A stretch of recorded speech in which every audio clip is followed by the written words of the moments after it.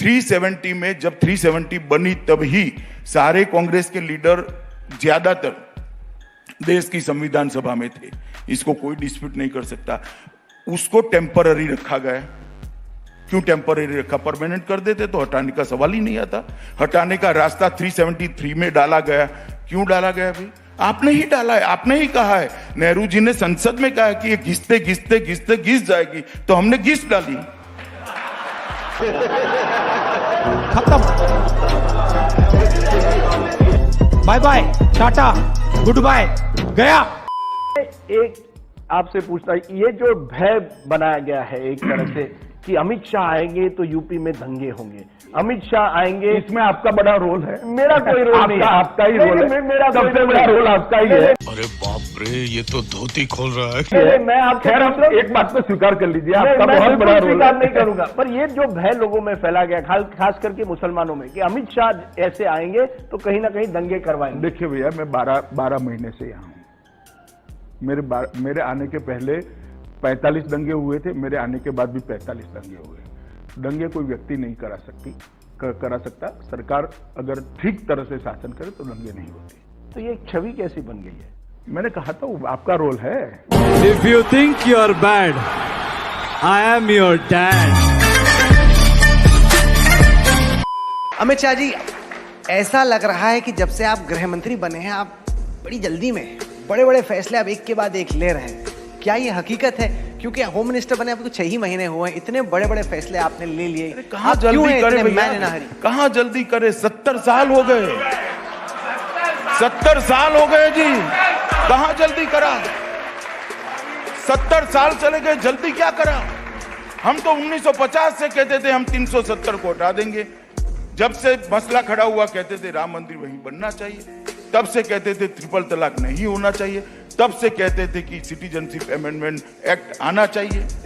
और तब से एनआरसी की भी बात कर रहे थे, जब से आसाम अकॉर्ड हुआ, कि भाई आसाम का मसला नहीं है, देश भर में स्प्रेड कर गए, पूरे देश का करना चाहिए। हम तो तब से कहते, कहां हमने जल्दबाजी की।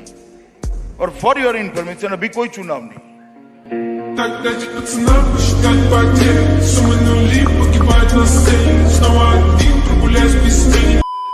इसकी गर्ज ऐसी है कि मेरा सीट नंबर 462 है और 461 में माननीय श्री फारूक अब्दुल्ला जी बैठते हैं और वो जम्मू कश्मीर से चुन के आए हैं और उनकी आवाज़ ही आज सुनाई नहीं दे रही है। एक्चुअली आप मुझे पूछे तो ये हमेशा हिस्ट्री में एक अधूरा डिबेट रहेगा। श्योर।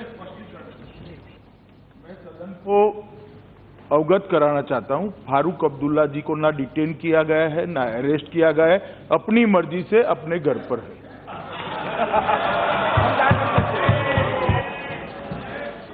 ठीक है, उनकी तबीयत ठीक नहीं है, फॉर द रिकॉर्ड। तबीयत मैं ठीक नहीं कर सकता, डॉक्टर कर सकता है। बहुत सारे सदस्य कह रहे हैं फारूक साहब नहीं है, इसका दुख है, नहीं है। फारूक साहब है और अपने घर में है, स्वतंत्र है। वो यहाँ आना नहीं चाहते तो मैं जबरदस्ती नहीं ला सकता। ना हिरासत में है, ना नजरबंद है, ना कुछ है। फारूक साहब अपने घर में है और अच्छे से। With democratically elected political leaders, including 2 former MPs, 2 former CMs of the state, Omar Abdullah and Mehbooba Mufti, under arrest, and the whereabouts of our own colleague, Dr. Farooq Abdullah, unclear. We still need to know where he is. He has not... in bar clear करना मान्य सब अध्यक्ष जी, मैं फिर से एक बार clear करना चाहता हूँ। एक सेकंड।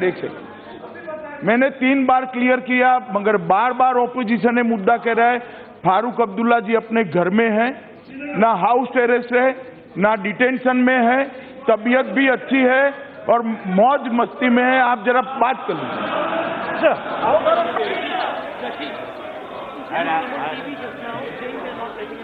सर, उसने टेलीविजन पे कहा है कि उसे बाहर जाने को इजाजत नहीं दे रहे आप लोग।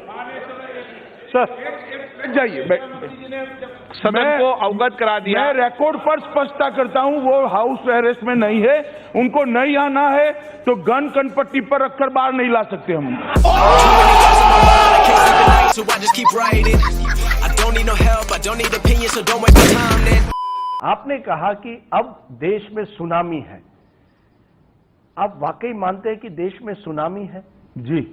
आप मानते हैं, क्योंकि सुनामी का अर्थ यह भी होता है कि सुनामी के बाद डिस्ट्रक्शन भी बहुत होता है। हाँ, तो और पार्टियों का होगा ही, क्योंकि अब तक आप वेव कह रहे थे, अब वेव के बाद आप सुनामी कहने लगे। हमारी विरोधी पार्टियों का होगा, देखिए बड़ा नुकसान होगा। इतना जो कॉन्फिडेंस मैं आपके आवाज में आज देख रहा हूं, ये कहां से आपको आ रहा है? ये कॉन्फिडेंस पब्लिक में से आता है। हाँ, जेब में था चिल्लर, साथ वाले किल्लर, काम करे कांड वाले, लाइफ बेड़ा थ्रिलर। लेकिन वीडियोग्राफी से ये भी पता चलता है कि पुलिस ने लाठीचार्ज भी किया बहुत से ऐसे नहीं तो क्या कितनी बसें जली? आप इसका समर्थन करती है क्या कि स्टूडेंट्स ने बस चलाना चाहिए? का कोई समर्थन नहीं हो सकता। तो फिर वायलेंस कैसे है? उपदेश से होगा? आपके कार्यक्रम देखकर बंद होगा? आप तो ज्यादा दिखाती हो वायलेंस को, पूरा टाइम्स नाउ भरा पड़ता है। कैसे वायलेंस बंद होगा? बताइए मुझे रास्ता। वायलेंस बंद भी करना है, कठोरता से कदम भी नहीं उठाने, और आपको वायलेंस का मार्केटिंग भी करना है, तो कैसे होगा बताइए?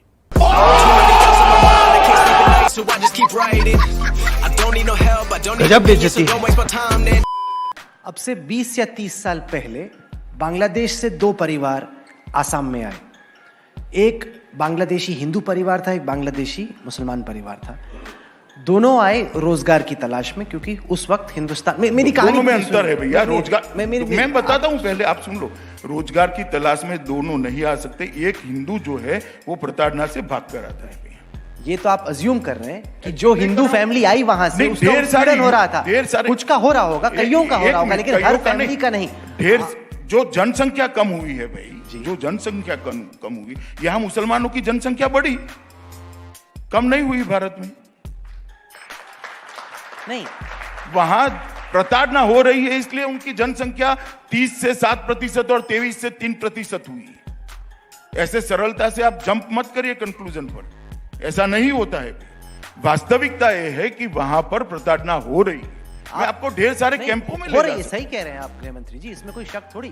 लेकिन आप ये नहीं मान सकते कि हर हिंदू परिवार जो कह रहा है कि उसका उत्पीड़न हो रहा है वो सही है, क्योंकि जब उससे पहले पूछा गया उसने कहा हम तो यहीं पे रहने वाले, 71 से पहले आए। या तो उसने तब झूठ बोला या अब झूठ बोलेगा। अब वो कहेगा कि उत्पीड़न हो रहा है। आपका कहना बहुत सरल है क्योंकि आप भारत में जन्मे हो। क्या बढ़िया था गुरु।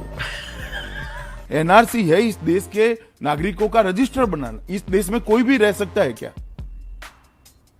कौन से देश के नागरिकों का रजिस्टर नहीं?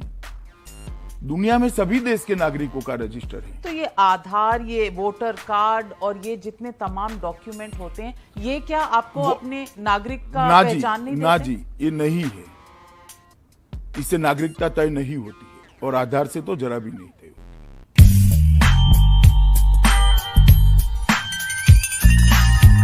मजा आया।